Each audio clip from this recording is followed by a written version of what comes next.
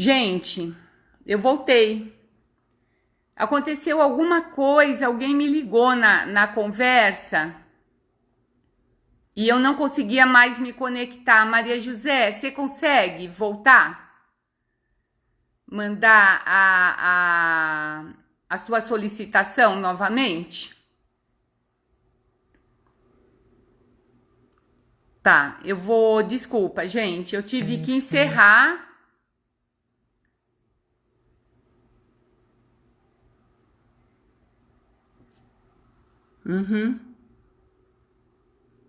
Oi, Maria José, você faz aquele convite de novo? Você me manda, aí eu te adiciono aqui?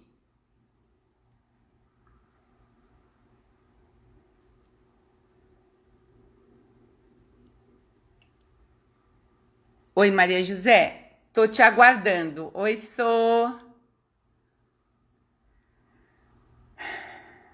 Helena. Vamos lá, gente, vamos começar de novo. Solange, eu não posso te aceitar a solicitação. É só para Maria José. Maria José, tá. Vamos lá, Maria José, de novo. Oi, Beth, agora você conseguiu, né? Pronto, Maria José. Eu acho que foi o problema meu. Desculpa. Alguém me fez uma ligação, interrompeu o meu vídeo pelo Instagram. Não sei o que Não, aconteceu. Bom, gente, desculpa, mas a gente começou de novo, então significa que a gente vai ganhar esse tempinho agora, né? Então, Maria José, eu estava te apresentando e dizendo que o livro que você escreveu, O Movimento Equilibra, você conta um pouco de toda a sua vivência, de toda a sua experiência de vida, desde mesmo a sua vontade, digamos assim, todo o seu interesse por essa maravilha que é o corpo humano como um todo. Então, eu queria que você contasse um pouquinho sobre essa sua experiência, claro. O que é para você esse corpo global, íntegro, conectado? Agora é com você. então, me fizeste lembrar da Angel Viana, nossa grande mestra da dança, né? Uma pessoa com quem eu convivi muito, sou muito amiga, somos muito amigas, que ela diz, a minha paixão é o corpo, né? E Emília, quando faz a apresentação aí do livro, ela diz, eu me encantei com uma pessoa que, como eu, era apaixonada pelo corpo. Só que eu vinha da dança e ela vinha da medicina. Mas é isso mesmo. Acho que para mim, para quem já tinha um percurso anterior à chegada à medicina, não só a presença de toda a sociedade em cada um de nós. Nós somos seres sociais, né? E eu tive todo um percurso na sociologia. Mas toda uma experiência também no cultivo e na busca e na construção do universo psíquico. Né? Essas dimensões me permitiram chegar ao estudo da medicina com uma cabeça, não só uma cabeça de 40 anos e não de 18, mas uma cabeça com dimensões já mais integradas. Né? Quando eu digo temos uma paixão pelo corpo, não estou falando numa única dimensão desse corpo, estou falando já de uma pessoa. Né? Eu gosto muito de dizer, e está dito no livro, que assim como em termos geológicos, a gente se diz agora, já na era do antropoceno, ou seja, é o ser humano que interfere na evolução do planeta, do ponto de vista evolutivo das espécies, nós já deveríamos estar nos classificando como seres vivos, vegetais, animais e humanos. Nós não somos, a vida não é vegetal e animal, é vegetal, é animal e é humano. Porque as características biológicas do humano estão inteiramente impregnadas disso que a gente chama a dimensão humana, a dimensão psíquica. Né? Está dito, tá dito aí em vários momentos do texto, o nosso corpo é ele que encarna a nossa subjetividade. As nossas células têm subjetividade.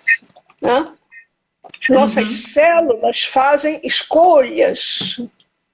As nossas células se renovam continuamente, inteiramente integradas com o que é a nossa vivência social, com o que é a nossa vivência psíquica, com o que é a nossa vida de relação no mundo. Relação com o universo, relação com toda a natureza, relação com as pessoas com quem a gente convive, com a sociedade na qual a gente se integra, com a cultura a qual a gente pertence.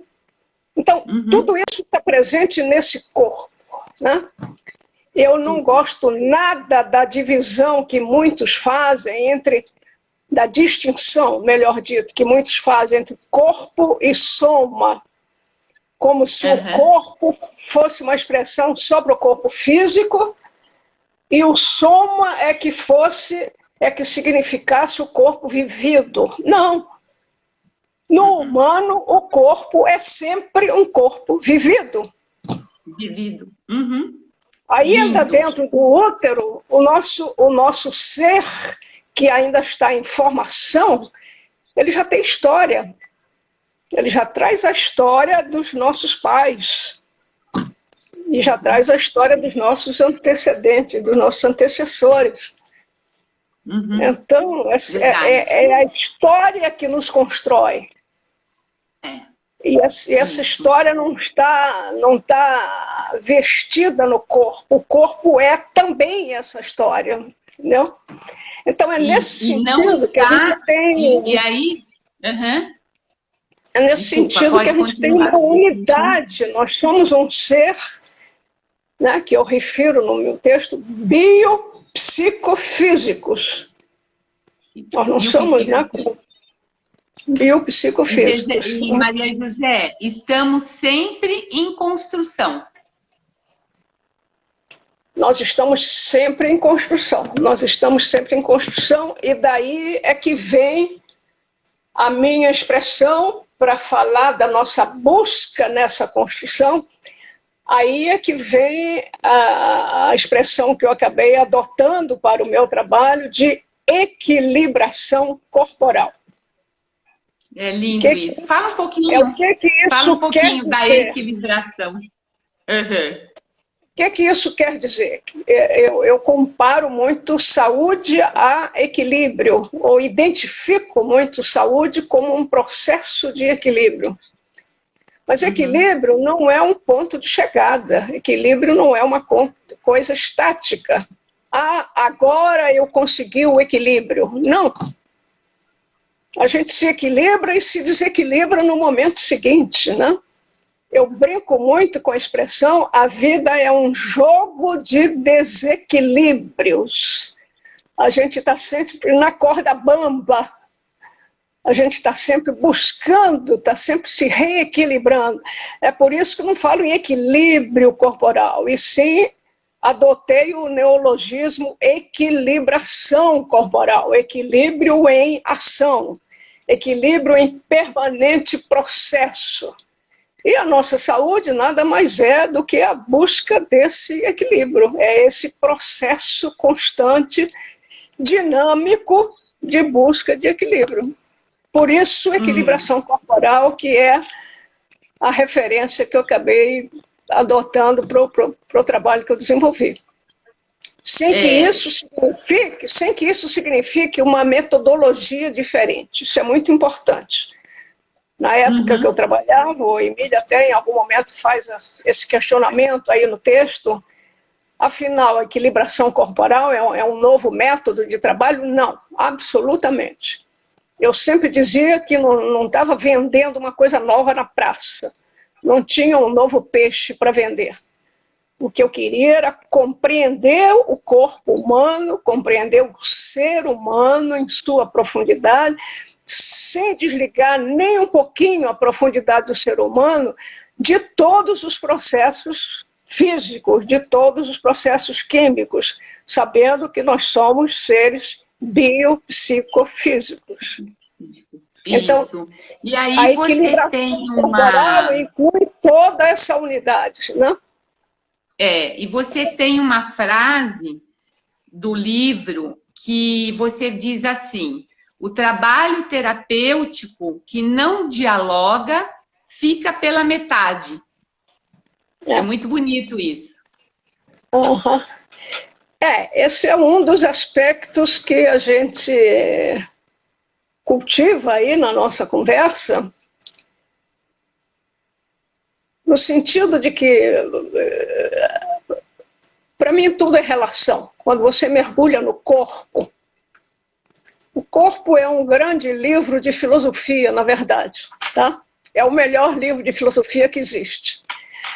Quando a gente mergulha no corpo, a gente vê que tudo é relação. A palavra relação é uma palavra muito conotada, porque parece que quando a gente fala em relação, está falando só nas relações emocionais, nas relações afetivas, nas relações sociais. Não. Relação é tudo que está em contato, interagindo. E a realidade do nosso corpo é uma constante interação entre os seus milhares de elementos, entre as suas milhares de estruturas, entre os seus trilhões de células, finalmente, tudo está em constante relação. No nosso trabalho, a mesma coisa. Em qualquer coisa que a gente faça, a mesma coisa. No contato com o micro-organismo, hoje mesmo conversava com uma amiga sobre isso, agora uma das conversas que está sempre presente nos encontros é a famosa realidade do vírus que nos ameaça atualmente. A relação com o vírus é uma relação. Não é um vírus que vem nos atingir sozinho. Ele vem e se relaciona com o corpo. Se relaciona com o nosso corpo humano. Humano. E essa relação, ela é, se você quiser, também um diálogo. Ela é um diálogo. Se a gente fala no trabalho dos nossos músculos, esses músculos estão dialogando. Se a gente fala do sistema respiratório, do sistema circulatório, esses sistemas estão dialogando. Você fala do sistema digestivo com o sistema urinário, eles estão dialogando. Você fala do sistema digestivo com o sistema nervoso, eles estão dialogando. Sim. E na nossa relação, então, externa, seja com os nossos clientes, seja com os nossos alunos, essa relação é também um diálogo. Ou pelo menos a gente visualiza isso, porque em nenhum lugar nos interessa relações de dominação. Um terapeuta não é ele que domina a cena, ele dialoga na cena, ele propõe na cena, ele pode até ser o que propõe mais, mas não é... Eu nunca gostei da palavra paciente, aliás, que até hoje é usada nos meios de saúde. O meu paciente. O que quer dizer o meu paciente? Paciente parece muito depressa uma coisa mais passiva, que é alguém que aceita, que só recebe. Não! Quem é dono do seu corpo é você. Quem é dono do meu corpo sou eu. O profissional de saúde, qualquer que ele seja, a começar pelo médico, mas o fisioterapeuta, o educador corporal, o fonoaudiólogo, de qualquer área que a gente esteja falando, o psicólogo. São pessoas que estão dialogando, uma pessoa com outra pessoa, com conhecimentos diferentes, talvez com necessidades diferentes, com pontos de vista diferentes, com interpretações diferentes, mas é um diálogo. É um diálogo. E Maria José, a doutora Eron Fried, da ginástica holística, no qual, né, eu venho dessa escola, digamos assim, dessa metodologia, né? Eu sei que você transitou, acho que precisava falar aqui também para todos que estão nos ouvindo, por várias, e no seu livro você cita com muito carinho, com muita sabedoria, todos os seus, não sei se eu posso usar a palavra mestres, mas as pessoas no qual você foi buscar, a fonte na qual você foi se informar, né, se fazer. A Madame Mézières, que por sinal era mais ou menos conterrânea da doutora Lilia Eron Fried, na França, e depois você passou por várias outros métodos também. Doutora Eron Fried, ela dizia assim, que a gente culpa a idade. A gente culpa a idade por todos os problemas que aparecem. O que você diz sobre isso? Como é que não é verdade. A doutora Eron Fried dizia que a gente culpava erroneamente a idade. Culpava a idade. Olha a idade, isso. Tudo a gente põe culpa na idade. Ah, porque eu tô com 50 anos. Ah, porque eu tô com 60. Ah, porque minha dor é por causa de não sei do quê. A idade. Antes de falar na idade, vamos falar um pouquinho da Renfreud, então. Tá. Porque, veja bem, eu acho que o que me fez, talvez, fazer um caminho um pouquinho distinto, um pouquinho diferente dentro da medicina, dentro das terapêuticas médicas, foi ter descoberto a importância dos meios físicos de tratamento. A medicina, em geral, a gente estuda muitas coisas, a gente estuda física, a gente estuda química, a gente estuda farmacologia, a gente estuda patologia, a gente estuda fisiologia, né? E na hora da terapêutica, essa terapêutica, na maioria absoluta dos casos, ela vai ficar no campo da química. A química é uma das dimensões do nosso corpo. É uma das dimensões de qualquer ser vivo, aliás, não é só do corpo humano. De qualquer ser vivo, e mesmo dos seres não vivos, tem uma dimensão química. Então, química é uma dimensão da realidade. E quem não gosta da palavra química, ou quem foge de química, a meu ver, não está numa ótica adequada à realidade, porque a vida é química. Tá? Quando você se alimenta, você come um mamão, esse mamão vai se decompor quimicamente dentro de você. O que é o processo digestivo, se não um processo de tratamento químico com o que você se alimentou. Tá? Então, não temos que ter preconceito com a química, em nenhum momento.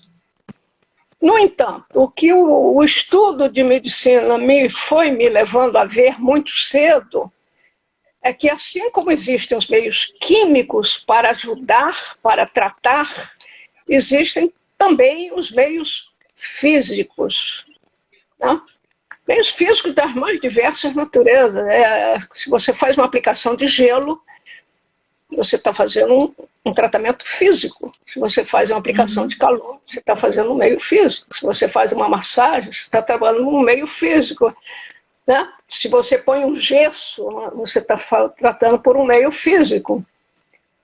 E se você faz uma fisioterapia, você está tratando por um meio físico. Né? Então, as formas terapêuticas são muitas. São muitas as formas terapêuticas, né? Se a gente vai no horizonte bem mais amplo, tem as terapias que são diferentes das convencionais, inclusive, como, né? Se você vai a outra cultura, você tem, por exemplo, a medicina chinesa, você tem a acupuntura, são formas terapêuticas outras, né? Mas mesmo no nosso universo, mesmo na nossa ciência ocidental, na nossa cultura ocidental, no estudo do corpo humano que você faz na escola de medicina ou na escola de fisioterapia, esse corpo é físico-químico, é biofísico-químico psíquico, imediatamente. Não podemos diferenciar. Mas Emília até pergunta muitas vezes aí, por que tanta ênfase no químico? Né? Por que tanta ênfase no químico? Ao longo da história, a gente pode encontrar várias linhas para compreender isso. Não sei se é para o nosso papo aqui. Mas o que nos interessa falar, para entrar nos assuntos que nos interessam mais, é isso, é que foi ficando claro para mim como os meios físicos ajudam muito a saúde. E entre esses meios físicos, o destaque maior, está aí o título do livro, é a atividade física, é o movimento. É um movimento que equilibra. Sim. Movimento equilibra. Inclusive, tem uma passagem na sua clínica, ainda estudante, que eu gostei muito, acho que na sua não era residência ainda, ou era, mas dentro do hospital, você percebeu logo isso e você colocava alguns pacientes, digamos assim, que estavam lá, alguns enfermos, acamados, a começar a fazer já tão logo pudessem algum movimento. E que lá pelas tantas, a sua supervisora falou, mas houve uma melhora, mas claro, as pessoas começaram a se movimentar e você falou, mas como assim? Então, por que isso não é feito naturalmente? Então, isso eu acho que foi um passo importante que, como médica, eu quis enfatizar ao longo do meu percurso clínico. E por que isso? Por que o movimento? Porque o movimento externo, isso que a gente chama o movimento biomecânico, né? O movimento que a gente vê, o movimento que é feito pelos nossos músculos, esse movimento ele está inteiramente em contato, em diálogo com todos os outros movimentos internos. Movimento não é só eu mexer o braço, a perna ou a cabeça. Movimento é o trabalho que o fígado faz, é o trabalho que o coração faz, é o trabalho que o pulmão faz, é o trabalho que o estômago faz, o trabalho que todos os sistemas fazem, o trabalho que o sistema nervoso faz. Tudo isso é movimento interno. Então, temos movimentos internos e temos movimentos externos. Esses movimentos internos, eles são muito mais depressa identificados como processos químicos. E o movimento externo é que ficou mais considerado como uma dimensão física. Não é verdade, tem uma interação muito grande dessas duas dimensões. Mas, grosso modo falando, isto se chama um movimento físico e o que está acontecendo no meu estômago se chama um movimento químico. Sim. O que eu quero dizer quando digo que o movimento externo interfere no químico, interfere em todos os movimentos internos? É que os movimentos internos, eles precisam do estímulo do movimento externo.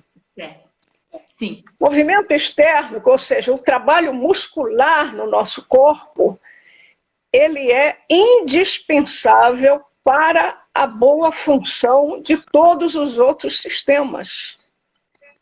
Sim. E Talvez... você fala sobre isso, Maria José, no seu livro, quando você dá exemplos de como você tratou de continência urinária, incontinência urinária, displasia mamária. Você podia falar um pouquinho sobre isso, que era justamente como Maria José, médica, atuava. Mas você estava querendo terminar uma certa linha de pensamento, já que tu chamaste o nome da Henry Freud. Isso. É porque existe movimento e movimento. Mesmo o movimento externo, ele pode ser de ter muitas características diferentes, né?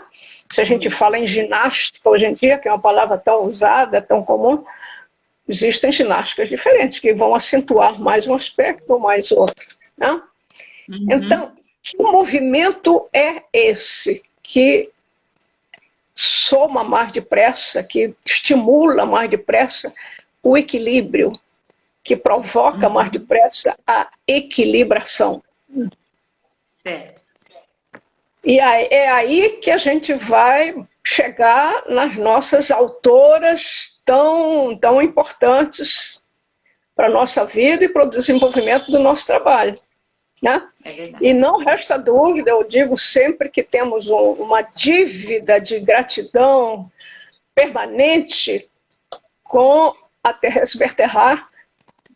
Isso já foi falado em outras conversas de vocês, mas eu faço questão de acentuar isso, porque ela, com aquele seu primeiro livro, é que colocou no mundo a existência, né, falou para o mundo a existência de formas terapêuticas ou formas fisioterapêuticas diferentes do que a gente pode hoje chamar da fisioterapia convencional, né? Sem dúvida. Do que é tão importante sugerir ao corpo, além de fazer musculação, por exemplo, né? E aí a primeira grande contribuição que a própria Bertherat narra no seu primeiro livro é exatamente o encontro com Suzy Lalou e com Henry Freud, com Lili Henry Freud, né? Sem dúvida. Chamando atenção, e isso é um pulo do gato, assim, qualitativamente muito substancial para tudo que nós somos hoje, para tudo que é proposto hoje, porque é ela que traz a sensibilidade para o nosso cenário. É essa descoberta da dimensão da sensibilidade que nos faz ver a fisioterapia ou a educação corporal, a educação física, como a gente queira chamar, de outra maneira. E essa foi uma contribuição que, antes de conhecermos Henry Freud, nos foi dada por Thérèse Bertherat. Gratidão eterna a ela.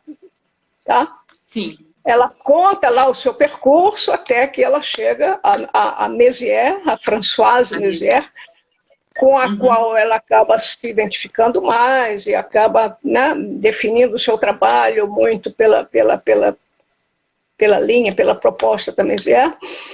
Mas, na verdade, a Thérèse, ela faz, na proposta dela, ou no método que ela acaba criando, acho que ela acaba criando um método, ela funde essa visão, essa análise mais aprofundada e tão enriquecedora que a Henry Freud faz da sensibilidade humana e da necessidade de nós nos voltarmos para o nosso sensível para termos um comportamento muscular mais coordenado, mais elaborado, mais construtivo para a nossa saúde. Sim. Eu acho que isso é uma diferença marcante que é necessário a gente estar sempre salientando. Eu não diria que a gente para aí. Tá? Mézières deu um salto qualitativo para toda a fisioterapia, no seu sentido mais amplo, que foi a descoberta da unidade do corpo. Unidade do corpo, mesmo no seu sentido bem físico e bem biomecânico, Mas Mézières definitivamente acaba com a visão de trabalhos localizados. Se você tem um pé sofrendo, você tem que olhar o corpo humano. Se você tem o ombro congelado, você tem que se perguntar pela bacia ou pela cervical e não tratar o ombro localizadamente. Tá? Faço questão de insistir sempre. Quem descobre, historicamente, quem descobre e cria o conceito de encadeamentos musculares é Françoise Mézières. Não é ela que criou o método de cadeias musculares, isso é outra coisa. Mas o conceito e a descoberta da realidade do nosso corpo, de que todos os nossos músculos são encadeados uns nos outros, isso é uma descoberta de Françoise Mézières nos anos 40. Nos anos 40 do século passado. Tá? Ela escreve o seu primeiro grande artigo, que é chamado Uma Revolução no Mundo da Fisioterapia, em 1949, depois de vários anos de experiência e de evidenciar para os seus clientes, para os seus colegas de faculdade. Ela era professora na faculdade de fisioterapia, na época chamada ainda de escola de fisioterapia. Ela mostra essa evidência de que, se for trabalhar só a lombar, a cervical encurta. Se for trabalhar só a cervical, a lombar encurta. Se for trabalhar a coluna, a rotação interna das pernas se acentua. E sai por aí afora. Né? Essas relações biomecânicas. Lindo. E Maria José, desculpa. Françoise Mézières, que foram integradas progressivamente em vários outros métodos que foram sendo criados. Né? Isso. Muito bom. E deixa eu te perguntar uma coisa. Porque eu quero chegar, antes que nos dê os minutos finais, eu gostaria muito que a gente conseguisse chegar na cereja do bolo. Então, eu vou deixar aí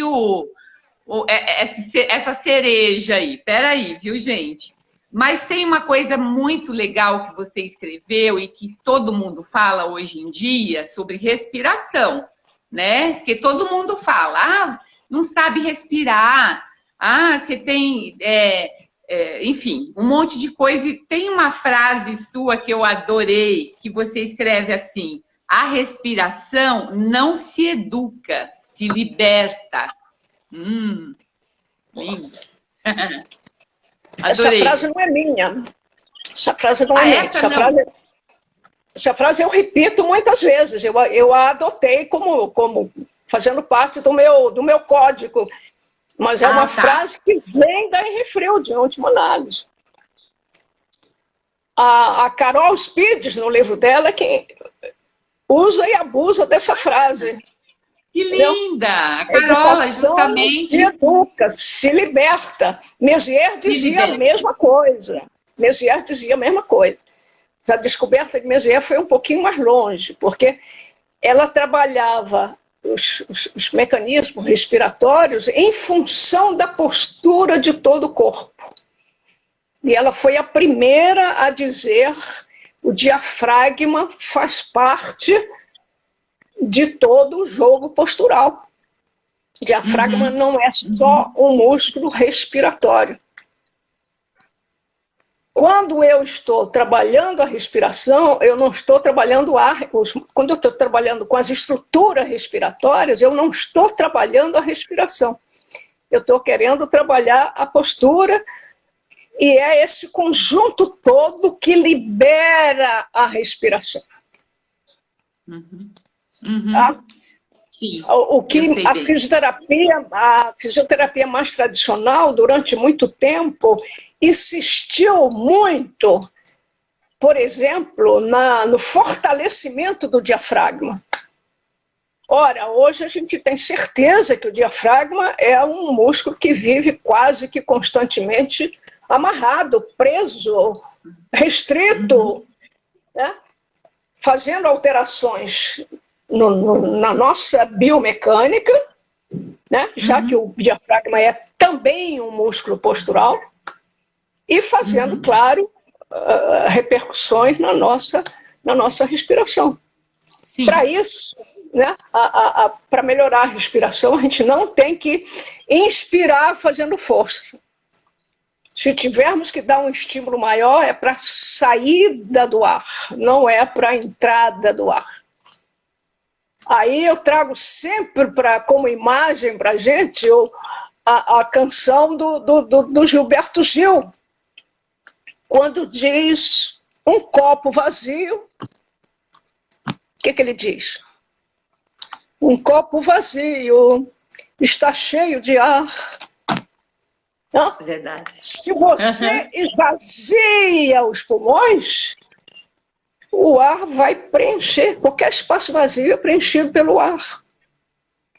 Está cheio de ar, verdade. Se você está com os pulmões cheios de resíduos e do gás carbônico que não foram expelidos, o novo ar tem dificuldade de entrar. Sim. Então, para liberar a respiração, você tem que jogar para fora e não para dentro, entendeu? Isso. As grandes autoras, então, né, elas perceberam isso mesmo, né, Maria José? Muito. Doutora Eron Fried, ela dizia isso, que o bacilo na época, né, por causa da tuberculose, que o bacilo de Koch, ele não se instalaria tão facilmente se tivéssemos essa respiração que você está falando, se soubéssemos esvaziar o velho para que o novo pudesse entrar. Com certeza. Isso vale para o bacilo de Koch e vale para qualquer problema respiratório. Vale para qualquer gripe. Provavelmente. Vale para o Covid, inclusive. Vale para qualquer gripe, para qualquer resfriado, para qualquer alergia respiratória. Quanto mais você tem um pulmão livre, quanto mais você tem os mecanismos respiratórios bem elásticos, mais liberdade de respiração você tem. E aí é outra preciosidade da minha querida Françoise Mézières, porque ela, naquela época em que se conhecia muito menos a fisiologia, seja do tecido muscular, seja do tecido conjuntivo, ela falava na elasticidade como a coisa mais importante a conquistar. Precisamos de tonicidade? Precisamos. Mas não é fazendo musculação, não é fazendo músculo duro que a gente vai ter um equilíbrio do corpo. Então, eu acho que a partir da sensibilidade como nossa dimensão primeira, da nossa dimensão principal, acho que não podemos esquecer da coordenação motora. E aí temos que trazer duas autoras, outras que nos ensinaram amplamente sobre a coordenação motora, que é Suzanne Perret e Marie-Madeleine Bézier, né? Que nos foram apresentadas aqui no Brasil pela também querida amiga Sylvie Boët, que esteve no Brasil muitas vezes, deu vários cursos aqui, né?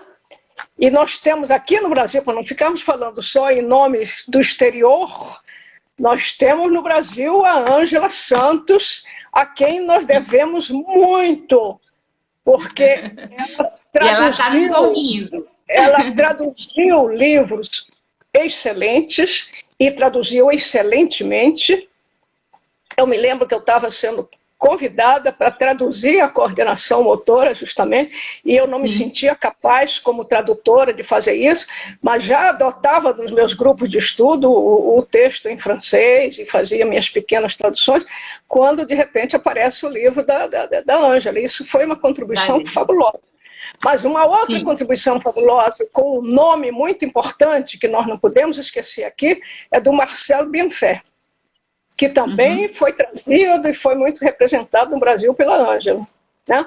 A Ângela tem dois livros que eu aprecio muito, o terceiro dela eu conheço menos, ou não posso nem dizer que conheço bem, mas ela tem um livro que eu acho que ela se liga especialmente ao Bienfait, e tem outro que ela traduz, que é o livro da Pirrey Bézier, é um livro difícil, ela traduz genialmente a coordenação motora para Sim, os e nossos parâmetros. ela que traduziu no Brasil o livro da doutora Eron Fried, da educação do corpo ao equilíbrio do espírito. Exatamente, ela fez da várias Ângela também, traduções importantes. né? Ela fez várias. Mas, Maria José, me fala uma coisa. Já que você estava falando da elasticidade, e que deveríamos cuidar dessa força, né? Mas aí você, no seu livro, fala sobre a delicadeza. É tão bonito, porque você fala assim, é fundamental não perder a delicadeza. E aí eu te pergunto, dá para trabalhar a tonicidade com delicadeza? Sobretudo. Sobretudo, né? Uhum. Você tem aí uma das conversas, né? Os capítulos do livro foram chamados de conversa, porque finalmente são 13 conversas entre a Emília e eu. Essa conversa, eu acho que tu estás te referindo, se chama Suavidade e Firmeza. Suavidade e firmeza. Que eu acho que é o binômio que define o equilíbrio, ou que define o processo de equilibração. É firmeza mais do que força, e é suavidade. E suavidade, talvez para dizer a última palavra, porque acho que o nosso tempo está acabando, a suavidade nos é pedida por um tecido muito importante do nosso corpo, talvez o mais importante dos tecidos, dependendo do ângulo que se olhe, mas o tecido mais importante no sentido de nos dar a unidade desse nosso corpo biomecânico, mas não só do corpo biomecânico, a unidade de todo o nosso corpo biofísico-psíquico, biopsicofísico, que é o tecido conjuntivo. E aí eu agradeço a Marcelle Bienfait de me fazer mergulhar e aprofundar estudos do tecido conjuntivo. Agradeço a Ida Rolf, né? E agradeço a autores mais atuais que estão desenvolvendo muito mais. Hoje se fala muito mais na chamada malha facial, mas até poucos anos atrás praticamente não se falava nisso. Ora, a malha facial, ela pede, acima de tudo, suavidade. A malha facial é que corporifica a elasticidade que nós precisamos. Então, se nós trabalhamos o corpo só com força, nós matamos a elasticidade, nós matamos a sensibilidade. É pelo caminho da sensibilidade que a gente encontra a elasticidade e, portanto, encontra a boa tonicidade. Porque o que é a tonicidade, senão o binômio contração e o que é a tonicidade, senão o binômio contração e elasticidade. Elasticidade. Então, é isso que nós temos que buscar para o nosso processo de equilibração corporal. É muito lindo isso. E aí você fala justamente que as doenças fazem parte da vida. E viver criativamente, apesar delas, é o processo da equilibração também. Então, viver criativamente, ter projetos, ter essa alegria de viver, eu diria, Maria José, é que nos ajuda nesse equilíbrio. É evidente que a alegria de viver é um dos grandes fatores da nossa vida, seja para a gente ter coragem de continuar desejando, porque o principal movimento da nossa vida é o desejo. É o desejo que nos move, é o desejo que é o nosso movimento principal. é o desejo que nos realiza biopsicofisicamente, tá? Mas, ao pensar no envelhecer, tu fizeste uma pergunta há pouco, eu deixei para depois e passou. O que nós temos, sobretudo, que descobrir nesse processo do passar do tempo é que qualquer corpo vivo, ele traz dentro de si mesmo uma fantástica capacidade de renovação, uma fantástica capacidade de regeneração, de restauração. E é nisso que nós temos que apostar. E nesse momento que nós estamos vivendo, com o medo terrível de um vírus que nos foi imposto, acho que a principal defesa que a gente pode criar é exatamente a confiança nessa nossa capacidade renovadora e restauradora. Se qualquer um de nós é atingido por esse vírus, não vamos achar que é uma fatalidade. Vamos acreditar e apostar e investir na nossa capacidade renovadora. A doença, ela convive, ela faz parte da saúde. Tem uma frase aí citada do grande autor Canguilhem, que é um cara da história da medicina, ou da filosofia da medicina. Canguilhem, ele diz textualmente, a doença faz parte da vida. Faz parte da vida. A saúde é a nossa capacidade de reagir aos fatores patológicos. E essa nossa capacidade é de tal maneira imensa e intensa que ele chama, é um luxo biológico. Olha que provocação interessante. Entendeu?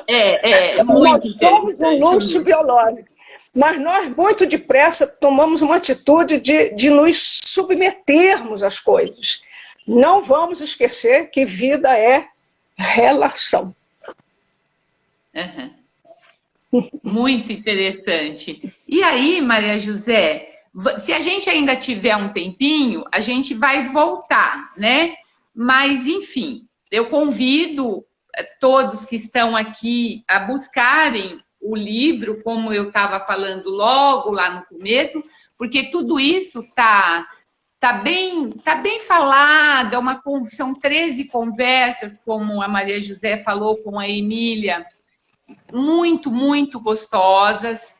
Mas eu tinha prometido que, bom, então tudo isso está acontecendo. A gente está trabalhando, a gente trabalha com sensibilidade, com firmeza, com elasticidade. E aí a Maria José vai lá no finalzinho, tem os pilares, né, Maria José, que você fala sobre movimento, alimentação, relações afetivas e o sono. Tudo isso posto, você vai falar da cereja do bolo para gente? O que eu chamo de cereja do bolo no livro? Adoro cereja. A última conversa tem o título Envelhecer é um verbo que nós conjugamos com a vida de cada dia. O que isso quer dizer? Que é a maneira como nós vivemos, né? Todas as ajudas que nós nos damos, todos os bons estímulos que nós nos damos, que vão nos construindo ao longo da vida. É claro que quando chega um certo momento, né, a vida é uma curva no tempo, né? Tem uma curva ascendente, tem um platô, tem uma curva descendente. Não estamos em nenhum momento negando a finitude nem o fenecer da vida. Tá? Todos nós nascemos, vivemos e morremos. Quanto mais idade a gente vai tendo, mais a gente vai interiorizando os nossos sentimentos, as nossas preocupações, os nossos interesses.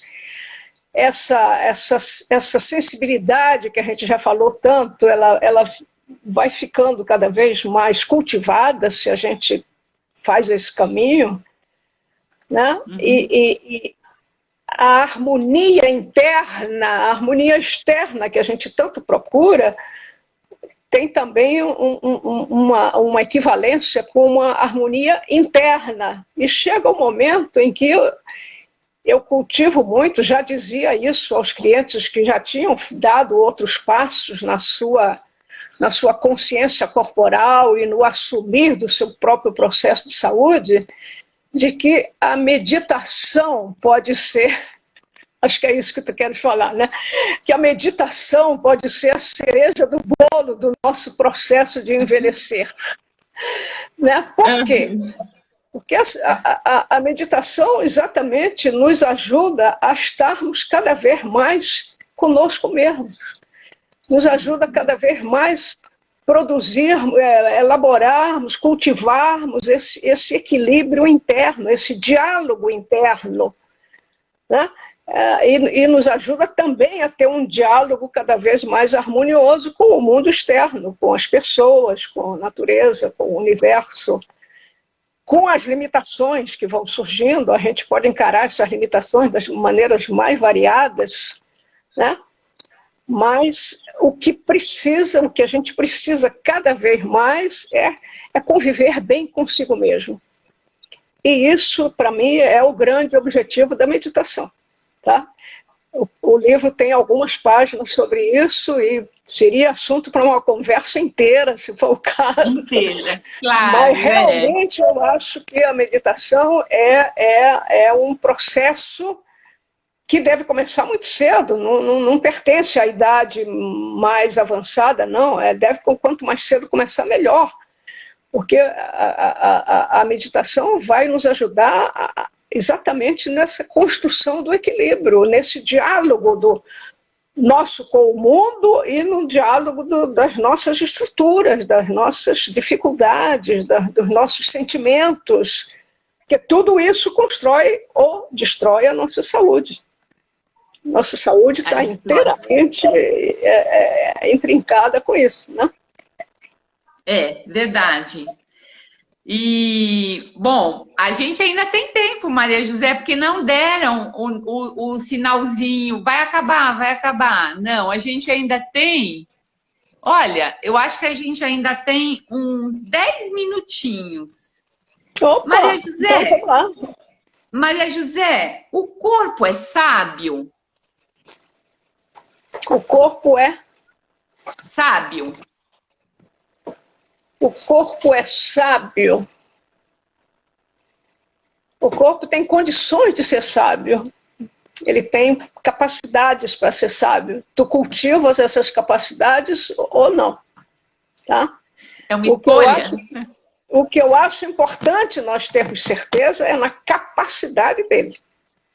Na capacidade de restauração, na capacidade renovadora. Né? Acho que todo mundo que estudou um pouquinho o corpo, que estudou biomecânica, que estudou fisioterapia, educação física, conhece o... E agora? Como é o nome dele? Nuno Cobra? O Capandi. O Capandi. Tá. Capandi é o grande mestre da biomecânica. Grande mestre da biomecânica.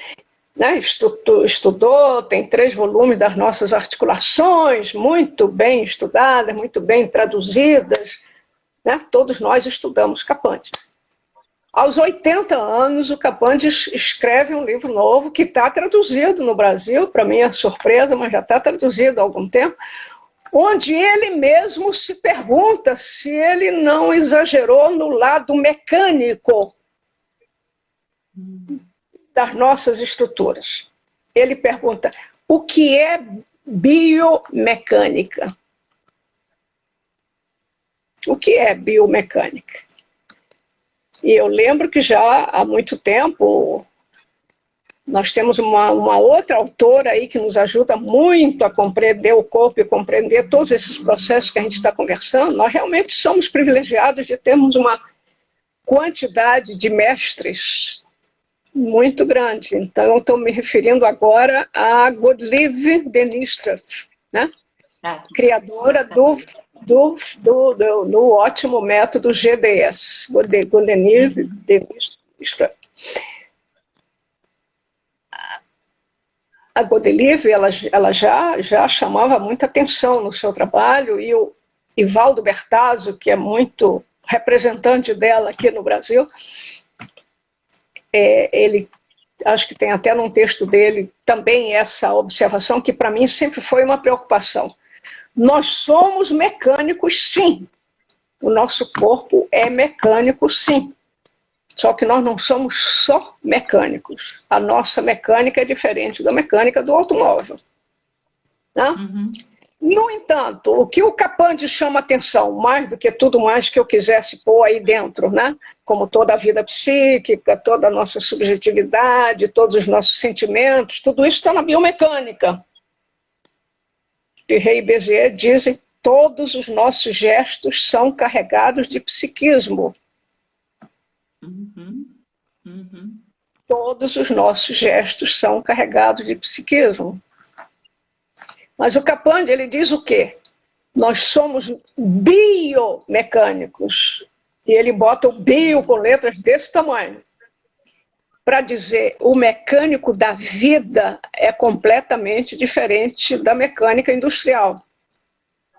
A vida é diálogo e a vida tem respostas.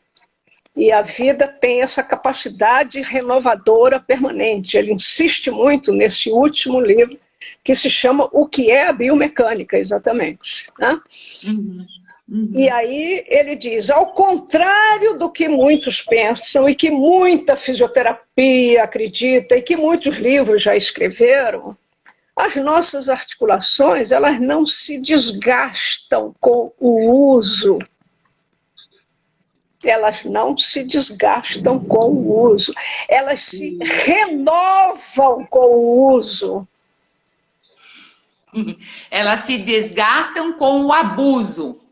Elas se desgastam com o abuso. Elas se desgastam com o abuso. Elas se desgastam com o abuso, mas ainda tem uma outra versão para isso também. Porque elas também se desgastam com o não uso. É verdade. Elas se desgastam com o não uso, que acaba sendo uma forma de abuso. Que acaba sendo uma forma de abuso. Boa. Entendeu?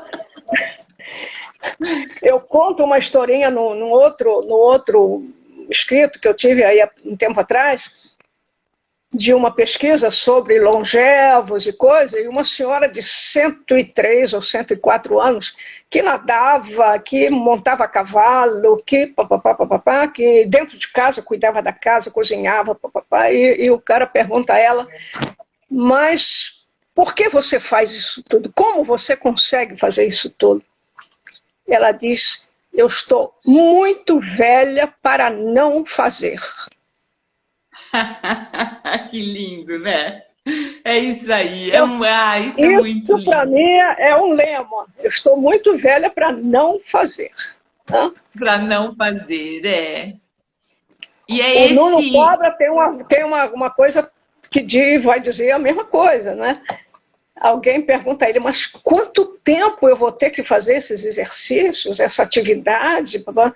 E ele pergunta, não, até que dia na vida eu vou precisar fazer isso? Se até que dia na vida você vai se alimentar? Ou beber água, né? Isso é o Nuno Cobra, entendeu? Então, é isso. O movimento é o alimento da nossa vida. É o alimento da nossa vida.